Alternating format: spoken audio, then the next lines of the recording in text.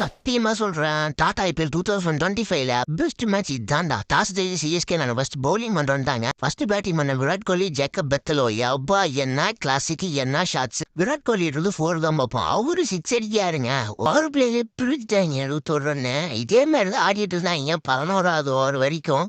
Super ஆடிட்டு இருந்தாங்க. 4 ஓவருக்கான கரெக்டா அடிச்சிட்டு இருந்தாங்க. திடீர்னு என்ன ஆச்சுன்னு தெரியல.